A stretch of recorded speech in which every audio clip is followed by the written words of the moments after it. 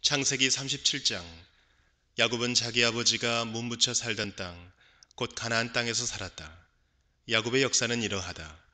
17살 된 소년 요셉이 아버지의 첩들인 빌하와 실바가 낳은 형들과 함께 양을 치는데, 요셉은 형들의 허물을 아버지에게 일러 바치곤 하였다.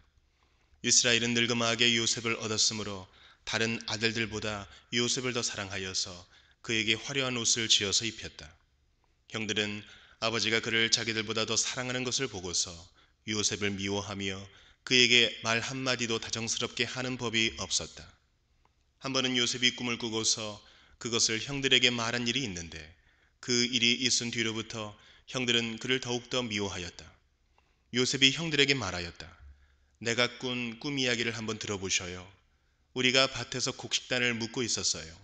그런데 갑자기 내가 묶은 단이 우뚝 일어서고 형들의 단이 나의 단을 둘러서서 절을 하였어요. 형들이 그에게 말하였다. 내가 우리의 왕이라도 될성 싶으냐? 정말로 내가 우리를 다스릴 참이냐? 형들은 그의 꿈과 그가 한 말 때문에 그를 더욱더 미워하였다. 얼마 뒤에 그는 또 다른 꿈을 꾸고 그것을 형들에게 말하였다. 들어보셔요. 또 꿈을 꾸었어요. 이번에는 해와 달과 별 11개가 나에게 절을 했어요. 그가 아버지와 형들에게 이렇게 말할 때에 그의 아버지가 그를 꾸짖었다. 내가 꾼 그 꿈이 무엇이냐? 그래, 나하고 너의 어머니하고 너희 형들이 함께 너에게로 가서 땅에 엎드려서 너에게 절을 할 것이란 말이냐? 그의 형들은 그를 시기하였지만 아버지는 그 말을 마음에 두었다. 그의 형들은 아버지의 양떼를 치려고 세겜 근처로 갔다. 이스라엘이 요셉에게 말하였다. 내가 알고 있듯이 너희 형들이 세겜 근처에서 양을 치지 않느냐? 내가 너를 너희 형들에게 좀 보내야겠다. 요셉이 대답하였다. 다녀오겠습니다. 이스라엘이 요셉에게 말하였다. 너희 형들이 잘 있는지, 양들도 잘 있는지를 가서 살펴보고 나에게 와서 소식을 전해다오. 그의 아버지는 헤브론 골짜기에서 그를 떠나보냈다. 요셉이 세겜에 도착하였다. 어떤 사람이 보니 요셉이 들에서 헤매고 있었다. 그가 요셉에게 물었다. 누구를 찾느냐? 요셉이 대답하였다. 형들을 찾습니다. 우리 형들이 어디에서 양을 치고 있는지 나에게 일러주시겠습니까? 그 사람이 대답하였다. 너희 형들은 여기에서 떠났다. 도단으로 가자고 하는 말을 내가 들었다. 그래서 요셉은 형들을 뒤따라가서 도단 근처에서 형들이 있는 곳을 알아냈다.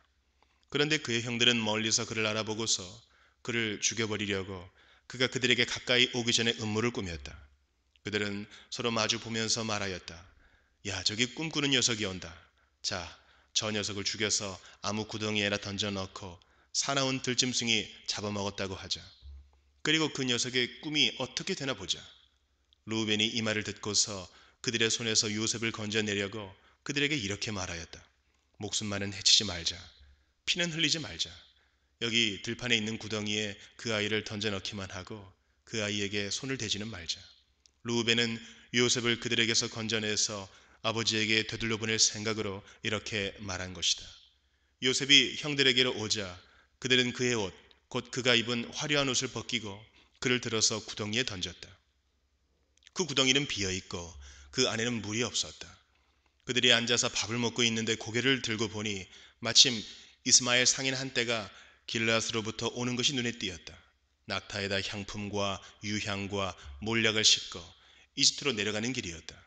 유다가 형제들에게 말하였다. 우리가 동생을 죽이고 그 아이의 피를 덮는다고 해서 우리가 얻는 것이 무엇이냐? 자, 우리는 그 아이에게 손을 대지는 말고 차라리 그 아이를 이스마엘 사람들에게 팔아 넘기자. 아무래도 그 아이는 우리의 형제요 우리의 피부치이다. 형제들은 유다의 말을 따르기로 하였다. 그래서 미디안 상인들이 지나갈 때에 형제들이 요셉을 구덩이에서 꺼내어 이스마엘 사람들에게 은 20냥에 팔았다. 그들은 그를 이집트로 데리고 갔다. 르우벤이 구덩이로 돌아와 보니 요셉이 거기에 없었다. 그는 슬픈 나머지 옷을 찢고서 형제들에게 돌아와서 말하였다. 그 아이가 없어졌다. 나는 이제 어디로 가야 한단 말이냐? 그들은 순념소 한 마리를 죽이고 요셉의 옷을 가지고 가서 거기에 피를 묻혔다. 그들은 피 묻은 그 화려한 옷을 아버지에게로 가지고 가서 말하였다. 우리가 이 옷을 주었습니다. 이것이 아버지의 아들의 옷인지 잘 살펴보시기 바랍니다. 그가 그 옷을 알아보고서 부르짖었다. 내 아들의 옷이다. 사나운 들짐승이 그 아이를 잡아먹었구나. 요셉은 찢겨서 죽은 것이 틀림없다. 야곱은 슬픈 나머지 옷을 찢고 베옷을 걸치고 아들을 생각하면서 여러 날을 울었다. 그의 아들, 딸들이 모두 나서서 그를 위로하였지만 그는 위로받기를 마다하면서 탄식하였다. 아니다. 내가 울면서 나의 아들이 있는 스올로 내려가겠다. 아버지는 잃은 자식을 생각하면서 울었다. 그리고 미디안 사람들은 이집트에서 요셉을 보디발이라는 사람에게 팔았다. 그는 바로의 신하로서 경호대장으로 있는 사람이었다. 마가복음 7장. 바리새파 사람들과 예루살렘에서 내려온 율법학자 몇 사람이 예수께로 몰려왔다. 그들은 예수의 제자들 가운데 몇 사람이 부정한 손, 곧 씻지 않은 손으로 빵을 먹는 것을 보았다. 바리새파 사람과 모든 유대 사람은 장로들의 전통을 지켜 규례대로 손을 씻지 않고서는 음식을 먹지 않았으며 또 시장에서 돌아오면 몸을 정결하게 하지 않고서는 먹지 않았다. 그 밖에도 그들이 전에 받아 지키는 규례가 많이 있었는데 그것은 곧 잔이나 단지나 녹그릇이나 침대를 씻는 일이다. 그래서 바리새파 사람들과 율법학자들이 예수께 물었다. 왜 당신의 제자들은 장로들이 전하해 준 전통을 따르지 않고 부정한 손으로 음식을 먹습니까? 예수께서 그들에게 대답하셨다. 이사야가 너희 같은 위선자들을 두고 적절히 예언하였다. 이렇게 기록되어 있다. 이 백성은 입술로는 나를 공경해도 마음은 내게서 멀리 떠나 있다. 그들은 사람의 훈계를 교리로 가르치며 나를 헛되이 예배한다. 너희는 하나님의 계명을 버리고 사람의 전통을 지키고 있다. 또 그들에게 말씀하셨다. 너희는 너희의 전통을 지키려고 하나님의 계명을 잘도 저버린다.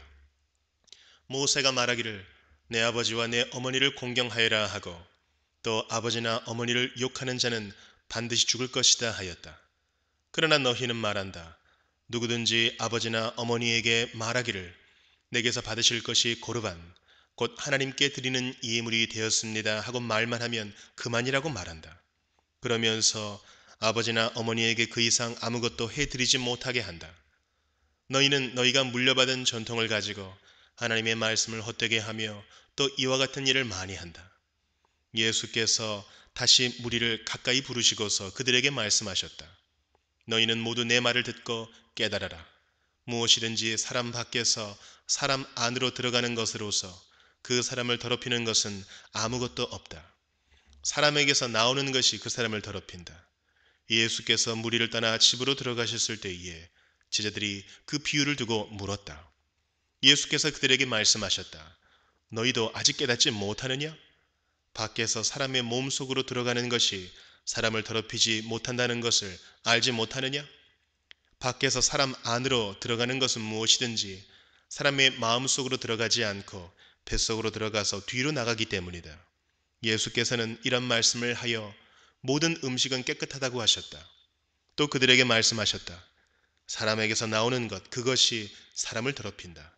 나쁜 생각은 사람의 마음에서 나오는데 곧 음행과 도둑질과 살인과 간음과 탐욕과 악의와 사기와 방탕과 악한 시선과 모독과 교만과 어리석음이다. 이런 악한 것이 모두 속에서 나와서 사람을 더럽힌다. 예수께서 거기에서 일어나셔서 두로 지역으로 가셨다. 그리고 어떤 집에 들어가셨는데 아무도 그것을 모르기를 바라셨으나 숨어 계실 수가 없었다.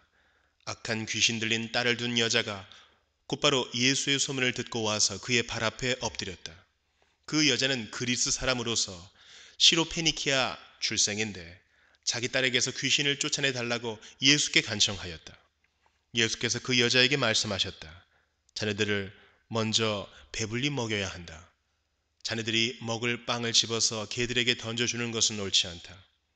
그러나 그 여자가 예수께 말하였다. 주님, 그러나 상 아래에 있는 개들도 자네들이 흘리는 부스러기는 얻어먹습니다.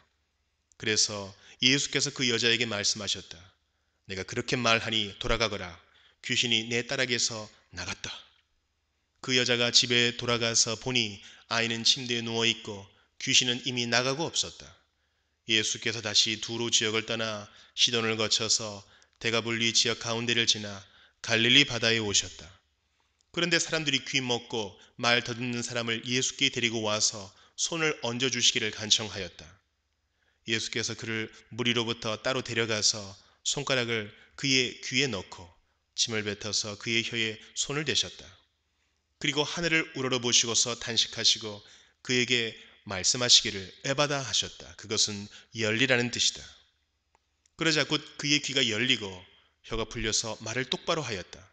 예수께서 이 일을 아무에게도 말하지 말라고 그들에게 명하셨으나 말리면 말릴수록 그들은 더욱더 널리 퍼뜨렸다. 사람들이 몹시 놀라서 말하였다. 그가 하시는 일은 모두 훌륭하다. 듣지 못하는 사람도 듣게 하시고 말 못하는 사람도 말하게 하신다. 욥기 3장. 드디어 욥이 말문을 열고 자기 생일을 저주하면서 울부짖었다.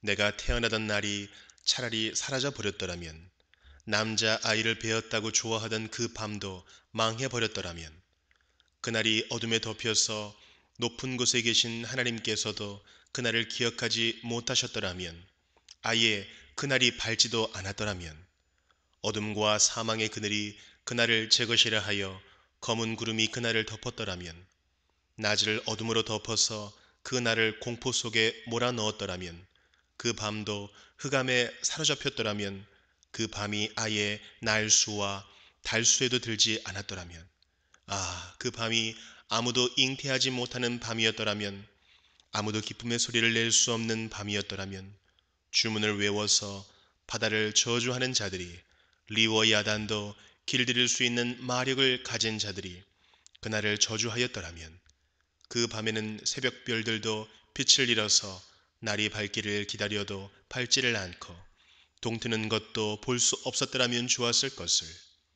어머니의 태가 열리지 않아 내가 태어나지 않았어야 하는 건데, 그래서 이 고난을 겪지 않아야 하는 건데, 어찌하여 내가 모태에서 죽지 않았던가? 어찌하여 어머니 배에서 나오는 그 순간에 숨이 끊어지지 않았던가? 어찌하여 나를 무릎으로 받았으며 어찌하여 어머니가 나를 품에 안고 젖을 물렸던가? 그렇게만 하지 않았더라도 지금쯤은 내가 편히 누워서 잠들어 쉬고 있을 텐데, 지금은 폐허가 된 성읍이지만 한때 그 성읍을 세우던 세상의 왕들과 고관들과 함께 잠들어 있을 텐데, 금과 은으로 집을 가득 채운 그 통치자들과 함께 잠들어 있을 텐데, 낙태된 핏덩이처럼 살아있지도 않을 텐데, 햇빛도 못 본 핏덩이처럼 되었을 텐데, 그곳은 악한 사람들도 더 이상 소란을 피우지 못하고 삶에 지친 사람들도 쉴 수 있는 곳인데, 그곳은 갇힌 사람들도 함께 평화를 누리고 노예를 부리는 감독관의 소리도 들리지 않는 곳인데, 그곳은 낮은 자와 높은 자의 구별이 없고 종까지도 주인에게서 자유를 얻는 곳인데, 어찌하여 하나님은 고난당하는 자들을 태어나게 하셔서 빛을 보게 하시고 이렇게 쓰디쓴 인생을 살아가는 자들에게 생명을 주시는가? 이런 사람들은 죽기를 기다려도 죽음이 찾아와 주지 않는다. 그들은 보물을 찾기보다는 죽기를 더 바라다가 무덤이라도 찾으면 기뻐서 어쩔 줄 모르는데, 어찌하여 하나님은 길 잃은 사람을 붙잡아 놓으시고 사방으로 그 길을 막으시는가? 밥을 앞에 놓고서도 나오느니 탄식이요, 신음소리 그칠 날이 없다. 마침내 그렇게도 두려워하던 일이 밀어닥치고 그렇게도 무서워하던 일이 다가오고야 말았다. 내게는 평화도 없고 안정도 없고 안식마저 사라지고 두려움만 끝없이 밀려온다. 로마서 7장. 형제자매 여러분, 나는 율법을 아는 사람들에게 말을 합니다. 율법은 사람이 살아있는 동안에만 그 사람을 지배한다는 것을 알지 못합니까? 결혼한 여자는 그 남편이 살아있는 동안에는 법으로 남편에게 매여 있으나 남편이 죽으면 남편의 법에서 풀려납니다. 그러므로 남편이 살아있는 동안에 그 여자가 다른 남자에게로 가면 그 여자는 간음한 여자라는 말을 듣게 됩니다. 그러나 남편이 죽으면 그 법에서 해방되는 것이므로 다른 남자에게로 갈지라도 간음한 여자가 되지 않습니다. 나의 형제자매 여러분, 그러므로 여러분도 그리스도의 몸으로 말미암아 율법에 대해서는 죽임을 당했습니다. 그래서 여러분은 다른 분, 곧 죽은 사람들 가운데서 살아나신 그분에게 속하게 되었습니다. 그것은 우리가 하나님을 위하여 열매를 맺게 하기 위함입니다. 이전에 우리가 육신을 따라 살 때에는 율법으로 말미암아 일어나는 죄의 욕정이 우리 몸의 지체 안에서 작용해서 죽음에 이르는 열매를 맺었습니다. 그러나 지금은 우리를 올감했던 것에 대하여 죽어서 율법에서 풀려났습니다. 그래서 우리는 문자에 얽매인 낡은 정신으로 하나님을 섬기지 않고 성령이 주시는 새 정신으로 하나님을 섬깁니다. 그러면 우리가 무엇이라고 말을 하겠습니까? 율법이 죄입니까? 그럴 수 없습니다. 그러나 율법에 비추어 보지 않았다면 나는 죄가 무엇인지 알지 못하였을 것입니다. 율법에 탐내지 말아라 하지 않았다면 나는 탐심이 무엇인지를 알지 못하였을 것입니다. 그러나 죄는 이 계명을 통하여 틈을 타서 내 속에서 온갖 탐욕을 일으켰습니다. 율법이 없으면 죄는 죽은 것입니다. 전에는 율법이 없어서 내가 살아 있었는데 계명이 들어오니까 죄는 살아나고 나는 죽었습니다. 그래서 나를 생명으로 인도해야 할 그 계명이 도리어 나를 죽음으로 인도한다는 것이 드러났습니다. 죄가 그 계명을 통하여 틈을 타서 나를 속이고 또 그 계명으로 나를 죽였습니다. 그러므로 율법은 거룩하며 계명도 거룩하고 의롭고 선한 것입니다. 그러니 그 선한 것이 나에게 죽음을 안겨주었다는 말입니까? 그럴 수 없습니다. 그러나 죄를 죄로 드러나게 하려고 죄가 그 선한 것을 방편으로 하여 나에게 죽음을 일으켰습니다.